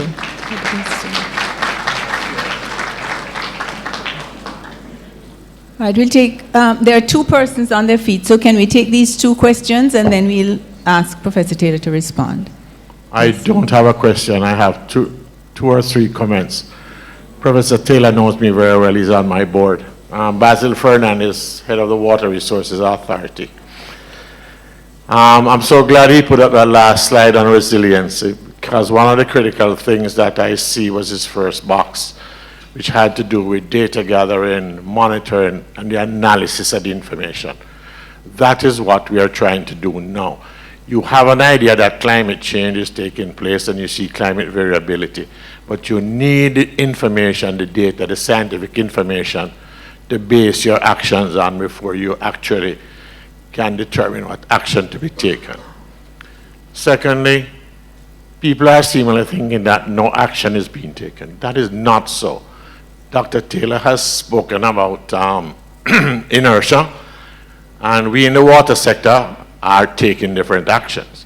One, we have declared moratorium in granting new licenses for allocation of water resources in certain areas where we see impacts. We have to look at the interaction between surface and groundwater. They don't just exist in isolation in separate boxes. They are interrelated, so we have to take that into consideration. We have done models that look at sea level rise and the saline intrusion into the aquifer. We have to understand the hydrology and the hydrogeology of Jamaica to take action. We have to understand that everybody on the south coast is more vulnerable than anybody on the north coast. And for various reasons, we have the largest urban centers, largest irrigated areas, highest water demand, but the lowest rainfall. We have overcommitted all our water resources pre-1961 when everybody did anything they felt like doing, and we now have a problem that we're trying to solve. But action is there, and we are taking the action to resolve some of those problems and to ensure that we take climate change seriously. But it has to be taken not in isolation, but also in cooperation with other agencies who gather data, and we have to use all that data. And thirdly, I just want to speak to the whole question of the sharing of information. We have a tendency in Jamaica to hold on to information, believing that information gives you power. It does not. It's a waste of time, it's a waste of effort, it's a waste of money to hold on to information. You are collecting information in government services using taxpayers' money. It must be made available online, and it must be shared for you to get benefit. I can't do anything without rainfall data, and neither can the NWC do anything unless they come to me. So we have got to share information and share data. And unless we take those actions, we are going to be in a problem in 2030, 2050, as Dr. Taylor's models have shown. Thank you. Thank you. Yeah, good afternoon, ladies and gentlemen. Yeah. Professor, nice to see you again. All right, my question now, Professor, I'm L.A. Lewis. Everybody in here know me already? Yeah, President of L.A. Lewis Enterprise and Success Record Company and Chilean Records. You understand? What I'm saying now, in every business, marketing plays a key role. Because if the nation does not know about it, it stands for nothing. Because I was invited here by mistake, or I was just coming here to do an event, and someone saw me at the gate and said, LA, they're doing some green project in here. So I'm a person I'm an environmentalist. You understand? So, as the gentleman over there was saying now, I want to know now, how can we use the music business now? Because in the music industry now, we are the one who's driving a big fancy car, them burning the most gas, we're smoking the most weed, cigarette, just our image. Sometimes we smoke cigar just for nothing. Why are you smoking a cigar? For the image, and that is destroying the environment, right? We drive the most cars, and we always feel, and we put on the big muffler, then for hear the big sound, which is destroying the environment, right? So I would say we are the persons, or we are the ones now who should link together and band the bridge. You understand? To put a filter in this big hole for the fundamental level. You all comprehend what I'm saying? Yes. Very So, good. Very important. So, Professor, as you know me already from a long time, but all right, I watched the show named 2012 or something like that, and I was a little bit scared. But when I heard the professor talking, I'm left in the room like trembling, as you can hear to my voice, because I'm saying, yo, I'm sure I'm dead for a couple of years I come back. So it's unescapable, yes, son. So I don't want to, we are to leave here now, and then after we leave here, everybody just go back to them normal business. Because you know Jamaica, that's how we stay already. Yes, son. So, Professor, I'm putting it out to you now to bridge a gap now with the music industry, you understand, and the science industry to sensitize the nation, because you know Jamaica is a small country with a big voice, and when we put out a song now, iTunes, CD, baby, Instagram, everything, the whole world look on Jamaica through those. Yeah. So we want to link together. Thank you very much. I'm going to ask Professor Taylor to respond. Could you just wait for me, please? You'll be next. We'll take your question after the response. Wow. All right, thank you very much. So a number of questions have been raised. Let me probably try to take them in the order. I take the first two together. Really, the first question was not my question, if you heard it. Yes. It said, why is government doing this kind of thing? But I want to link the first question with the second question about Goat Island, which, interestingly, I thought would have been the first. You know, really, those two things are asking us a difficult question, and it's a question of how do we develop and still consider the environment. So both of them are kind of a sustainable development question. Both the question about energy and what must be in the energy mix, and large developments like Goat Island. I think what I was trying to say in this lecture here today is that any kind of planning that we are going to have, whether it be planning in the energy sector or whether it be large development planning, has to take into account some things. Certainly, I'm suggesting that it has to take into account, before we make the final decision, is what I'm saying. We are not in the luxury of going one side and doing development without environment. And we really don't have the luxury right now of just doing environment without development. And so we have to consider a couple things. I was suggesting we have to consider things like the risk that is involved in both kinds of developments, whether it be energy or whether it be Goat Island. I'm really arguing that even a development like Goat Island should put on the table how it is factoring climate change into the development. So if we go ahead with it, one of the things is that it's in one of the driest parts of the country. How is it going to deal with water? So factor in climate change as part of the mix when we are putting it to make a decision. I'm saying we must factor in the whole environment and lay it clearly and transparently on the table. We have to, I argued in my lecture for a bias for the environment. How will that bias look if we go ahead? We want to make sure that that is clearly articulated. And then, of course, I was arguing that when you're making that kind of decision, whichever sustainable development decision, we clearly must think about who is going to be disadvantaged, whether who is not only just people, but is also environment, is also. So I'm saying big decisions like that can't have climate change or, well, I'm talking climate change, can't have climate change as a last consideration. Climate change must be put into the consideration right up at the top, in the mix, mainstreaming into the decision making. And when you lay out all of those things with climate change and environment in the consideration, it is on that basis then I am suggesting we can make good decisions in the best interest of all. And I think that is what I was trying to suggest in the lecture. I want to to answer the question about that, well, not, Prof didn't really ask me a question about, you know, but he made a very good point. We need to leave here, I hope, inspired. And I think that's part of what I was trying to say. There is something for all of us to do, so the action has to take place from the individual level right up through regional levels. And if we leave here simply saying, well, I learned something about climate change, then I think my task has not been a good task. We need to make sure that what we hear inspires us, and then when we are inspired, that we put it in action. And every one of us has action that we can do individually where we are located or as part of the various groupings that we are in society. So I agree with Professor Chen about action as a key thing. To answer the question about agriculture, agriculture, as I suggested, is going to be one of those vulnerable sectors. With water, I think agriculture is going to be the other issue. And so it tackles things like food security.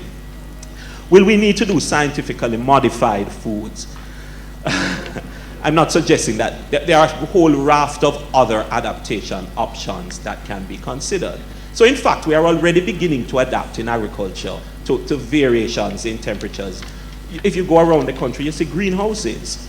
Greenhouses are an adaptation in a sense because it allows you to control the climate conditions. So we need to look on things like that. But we may need to look on things like drought-resistant crops because water is going to be a critical feature of climate change. And I agree totally, we need to have a bias for research, and I think I was trying to make that point very clearly. So, but not just research because of climate change. I am arguing just have a bias to research, and then the research will be there to answer the questions as they crop up. And the research will be there to certainly to help in the resilience building. I think the next question, Mr. Fernandez. Mr. Fernandez. Mr. Fernandez, thank you very much for coming. I agree with you totally. And in fact, Mr. Fernandez, I think, was pointing out exactly what I was trying to say in my lecture. Very often we think that climate change demands some special big action outside. And so remember what I said, one of the enemies or one of the things of inertia was that, boy, we're not so certain and we don't have the money. We need a big action to tackle climate change. But Mr. Fernandez was pointing out that in the Water Resources Agency, with the available resources they are putting in place things, and those things that they are putting in place are resilience building efforts. He might not be putting them in place specifically to address climate change, but in doing so, he is addressing climate change. And I was arguing this may be the approach we have to take in a society where resources are scarce. So I agree completely with Mr. Fernandez and applaud him, in fact. I know of much of the work that they are doing. Applaud him for doing what he's doing to build resilience. So he does not let scarce resources be the excuse for building resilience. That is climate change action at work. Then, Mr. Lewis, I'm very glad that you chose to come, that when you heard. And you asked about collaborating with the music industry. I think you are hitting the nail right on the head, really. Music is part of the education strategy. And remember, I suggested, again, you use what is available. So we have a vibrant music industry, and it reaches a whole lot of the young people. And so you are exactly who I want to leave from here and go out and say, how through my music can I spread the message of climate change? Now, I know that there has at least been one video done by the Panos Caribbean, Climate Change, Voices for Climate Change. And you can, look it up because there are efforts by a few people, but what a difference it would make when L.A. Lewis Incorporation takes up the mandate and spreads the message. But you also touched on something else. I'm not sure if you realize what you're saying. So yes, using your music as the vehicle. But you're also talking about the fact that in the music industry, you are the people that a whole lot of people look up to. And so the kind of example that you set with respect to how you deal with climate change, how you manage waste, what you deal in terms of your energy sources, how you treat consumption, because you know consumption is directly related in the end. You have, as much as the music is powerful, your example is also equally powerful. And so if you, let me use the term, log on, log on, and through your example and your colleagues, you can also reach many people. And then collaboration was the third thing that you spoke about, which is exactly where I'm going. We have to collaborate. Climate change is not an issue for environmentalists and only environmentalists. I hope I have successfully argued climate change is for all of us because of the pervasive nature of climate change. You know you are climate sensitive because, you know, I was going to say it, but I cut it out. It's strange. You probably don't even realize that you're climate sensitive, but you're climate sensitive because, boy, you can tell mango season different from sorrel time. So it means climate is a part of you and you can distinguish that. You're climate sensitive because we all can jump in our car and reach the beach before midday, which means that we recognize that we have this very limited infrastructure which climate can impact. And we all are climate sensitive because we take for granted that the road network has to be this patchwork of gray. And you know why it's a patchwork of gray? Because it's the newly filled potholes from last rain season with the old filled potholes from or the newly ones from this rainy season with the ones from. And we just take these things for granted, but it's because climate is so much a part of us. You know, and so I'm arguing that we all need to collaborate on this effort. I hope I've answered the questions. Yes, and I'm just going to take two more. There's a gentleman who was waiting from the previous set of questions, and then there's another gentleman there. Good evening. I am a student, a proud student of Professor Taylor, and I've a suggestion and to consider the initiation as suggested by Professor Chen. So in our lecture classes with Sir, we spoke about some factors that affect like the intensity of the rainfall and the pouring down during storm or hurricanes. So climate change is one of the factors, and looking from the research and data gathering is as if we'd be sifting out or lessening the impact of climate change on rainfall and the hurricane. So in talking about all our actions and educating the public, that is just seeing that we are taking one factor less, its impact is being lessened, but there are other factors. So this is where resiliency really is necessary. So I am taking up the offer from Professor Chen. I am saying this loud and I'm really all for it. This is where I study. This is the area for it. That if there's any group of young people that can hear right now, put together or do something, form a group on Facebook. I'm willing to start the group and have some meeting or something, because the impact will be great. If we look at the extent to which human beings are living now in Jamaica, it is raising, so you won't leave us to suffer it if you destroy it. And we'll be coming to seeing it as well. So, and our children will be coming to seeing it as well. So if we should really be not selfish and think about others, even if it doesn't affect us directly, still try to help somebody. So I hope Professor Taylor and Professor Chen can join our group on Facebook. I'll tell you the name because I can find you, sir, and we'll start something. Thank you, Mr. Jain. Professor, my name is Sushil Jain. I don't know much about this subject, so your lecture was very enlightening, but at the same time very frightening. And I felt that sometimes ignorance is a bliss, and today was one such day. Now my question is, despite all that is happening, is it not possible that some bright minds like you, and maybe me also, can somehow reverse the climate change? Are there not enough global efforts already being made to either reverse it or at least reduce it to some extent? Another cloud to build. Miraculous. There's a third question, although we're not taking. Oh, sorry. Did you want to ask one? All right. Yes, we'll take the other question. It's the last Okay. one from the floor, because there is one from someone who has been watching on the internet. Okay. Mine is not really a question, it's just a congratulations to see that you put in values and attitudes into something that we can all do. Sometimes it is a matter that people just do not have the right attitudes or value.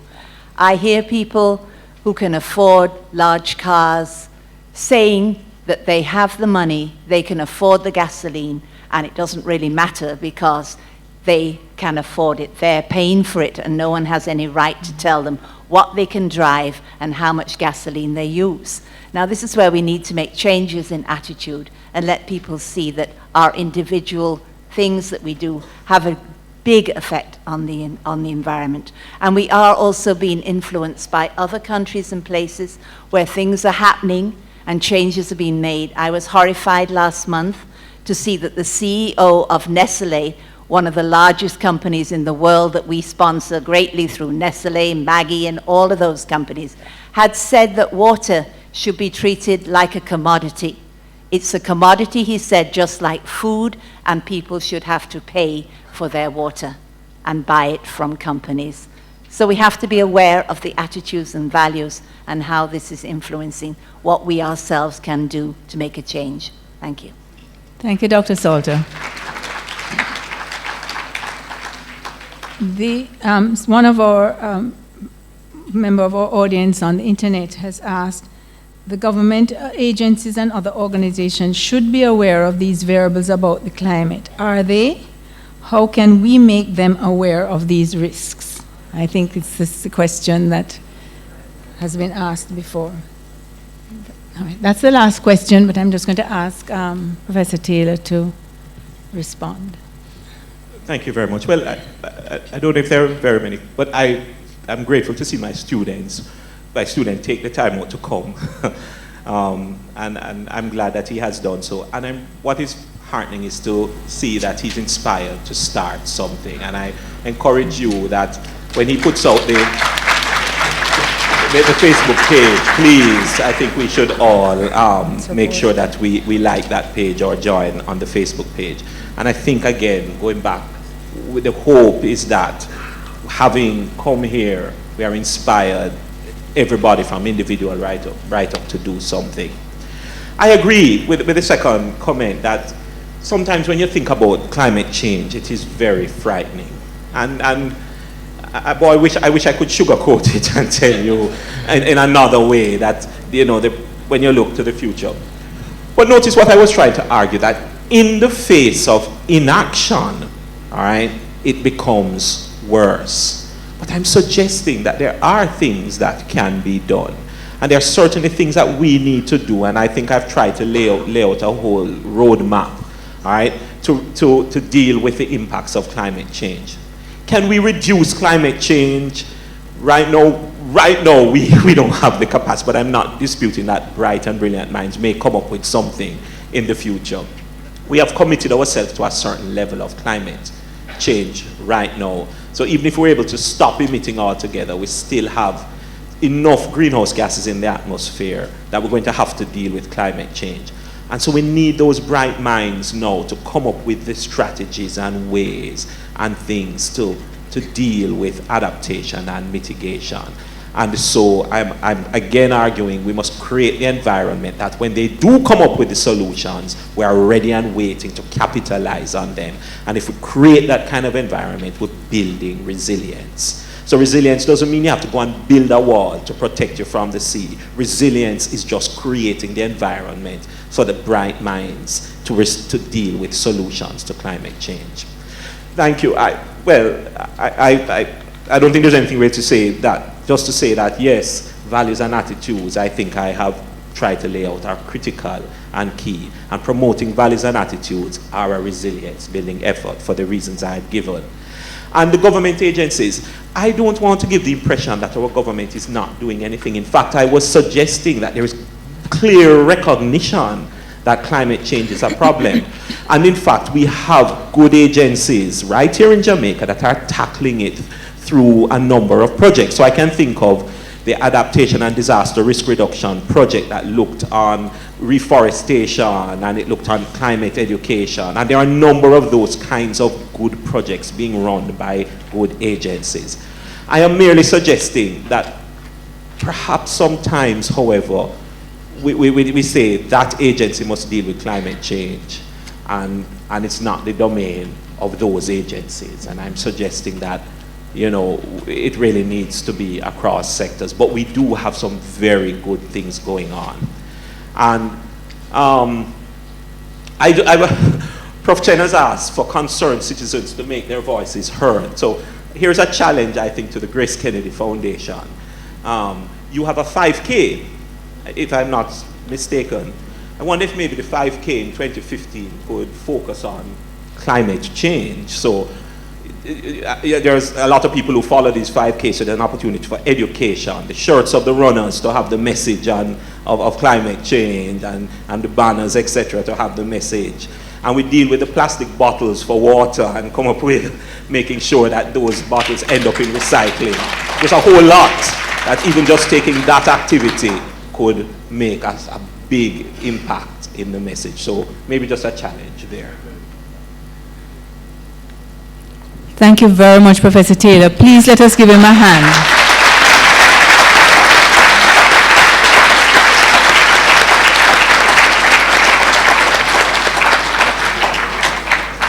He can breathe a sigh of relief right now. Before I hand over to Mrs. Caroline Mahfood, who is going to make some presentations, I just want to say, I know this is going to be done later in the vote of thanks, but Mrs. Mahfood is wonderful.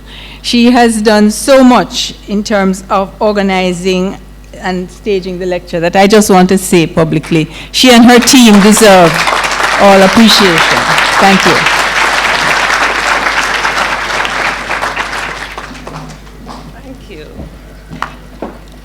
Good evening, ladies and gentlemen. Let me extend my own congratulations to Professor Taylor on an outstanding presentation. This year's lecture helps to highlight our own foundation's long-standing commitment to the environmental issues. We are aware that much more can be done, and our hope is that the lecture will be a springboard for further change across the Caribbean region.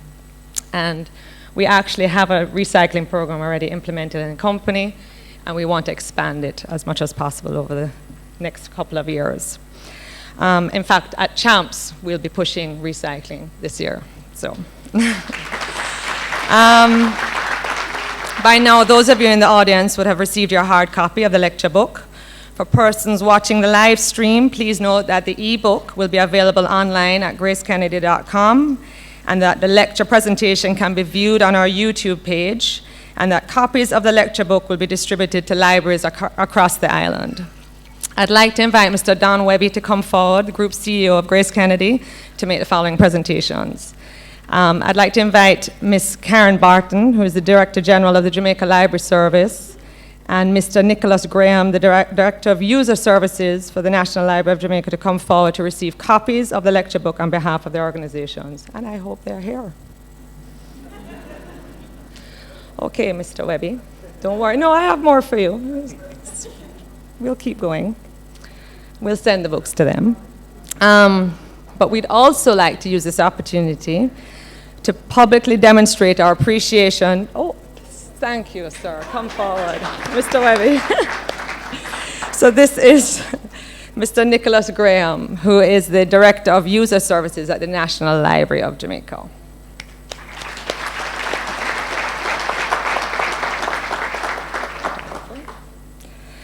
Okay, we'd also, as I said, like to take the time now to publicly demonstrate our appreciation to some persons that have helped to make this lecture exceptional. Professor Taylor has major responsibilities not only at the university campus, but also at home. As a husband and a father of 3 young children who have behaved impeccably today. I'm blown away. So, as he mentioned, we kind of put a lot of pressure on him, and preparing the lecture is no small task, and it requires a lot of sacrifice. So we want to use this opportunity to thank Mrs. Taylor for her support over the past few months. And we'd like to invite you to come forward to receive a gift from us.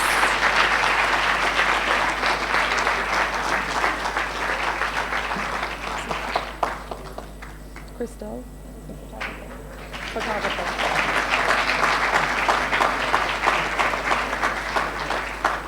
We could lower it. Maybe we can lower the... Thank you, Mr. Webby. Professor Taylor, it has been an absolute pleasure working with you on this project. We were honored to have you as our 2015 Grace Kennedy Lecturer, and we would like to thank you again for your outstanding presentation. And I would like to invite Professor Gordon Shirley, Chairman of the Board of Grace Kennedy Limited, to come forward to make a presentation to Professor Micheal Taylor.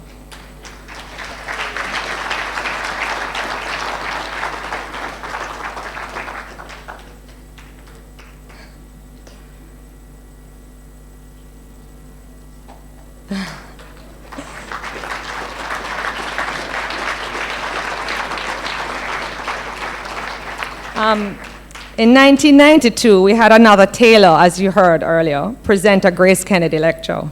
And it was entitled Free for All, A Question of Morality and Community. From all accounts, I wasn't born, so. From all accounts, I hear it was a fiery presentation full of conviction and passion. So, have a little clip. This is far from being a responsible society. And my suggestion to this group this afternoon is that what we need is a responsible society. All right.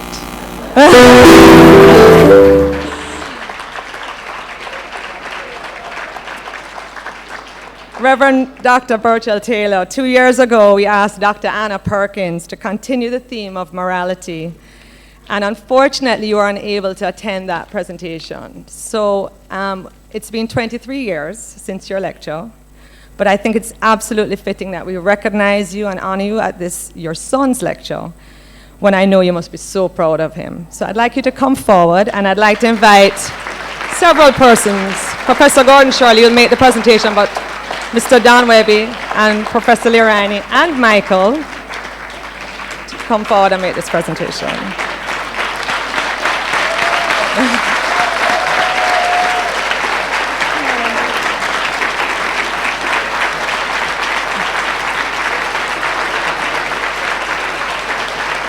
Come on in.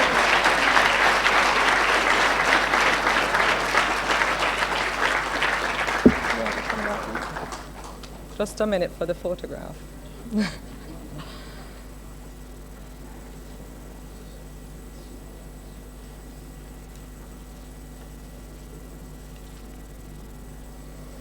Thanks again to all the persons.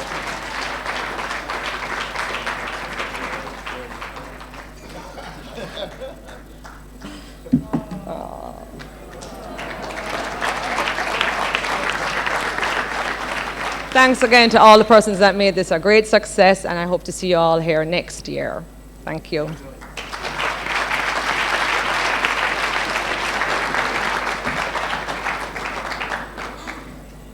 Mr. Philip Alexander, please, the vote of thanks.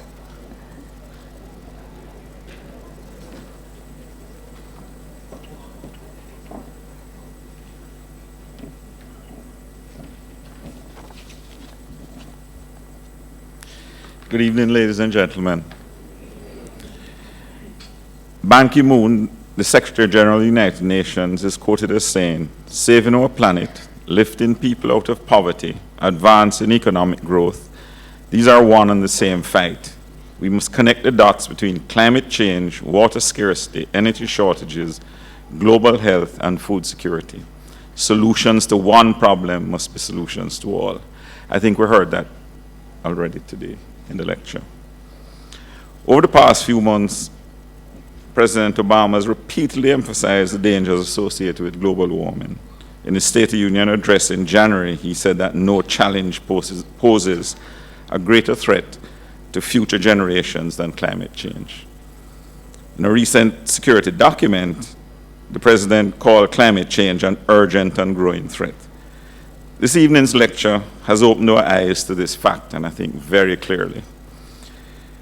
Climate change demands our urgent attention at the highest level. It's clear that we can no longer make short-term political expedient decisions, but rather it requires governments, private sector alike to work together to face this giant head-on and make some tough decisions now, resiliency, so that the generations to follow may enjoy the earth's beauty and bounty.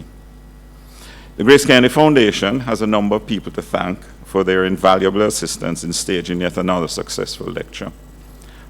We are indebted to Professor Taylor for his presentation and writing his excellent lecture book.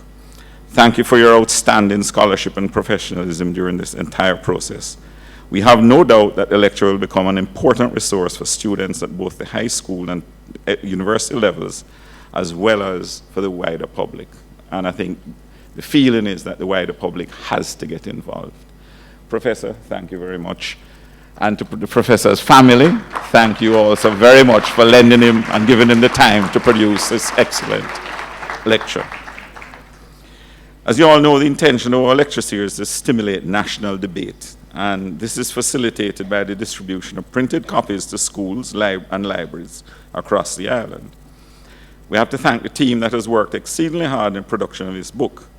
First, we'd like to thank our chair, Professor Elsa Leorani, for preparing the forward to the book and for her continued support of the series. She is doing an excellent job as not only this chair, but the chair of the foundation as well.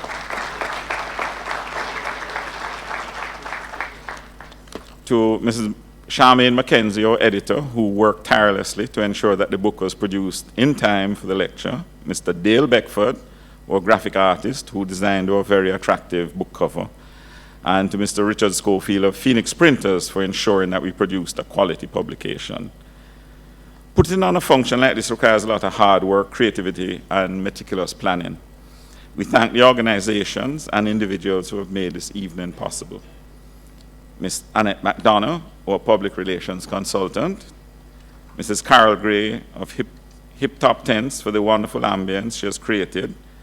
Scan Media for photography services, Mr. Errol Russell for recording the function, and of course, the Pegasus Hotel for the venue and the delicious refreshments that we'll enjoy immediately as soon as I get finished with this. This year, we expanded our coverage globally in keeping with our theme of being a global company, streaming the lecture live through our YouTube page. Thank you to those who have logged on to watch the lecture.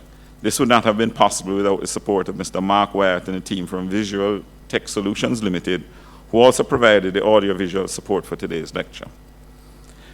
Please note that an edited version of the lecture will be posted to the GraceKennedy Foundation's YouTube page and the ebook to the GraceKennedy website. So it's accessible to anyone at any time. A very special thanks to the GraceKennedy staff and our foundation scholars who served as ushers today. And a special thanks to Mrs. Dion Roden and the company's corporate communications team, Simone, you and your team, who aided with the coordinating the media coverage for this event. To our immediate family, members of the GraceKennedy Foundation Board, thank you for providing your vision and support, and a special, special thanks to members of the Foundation Secretariat. Mrs. Caroline Mafood, who continues to do an excellent job, and her team, who have worked tirelessly to make this evening the success that it has been. Last, but of course not least, we thank each and every one of you for taking the time to be here with us and for contributing to the amazing energy and vibrancy of this evening's discussion and debate. We continue to be encouraged by your passion and thirst for knowledge and support for Jamaica. May you all have a safe journey home this evening, and thank you again for joining us, and we hope to see you all next year. Thank you.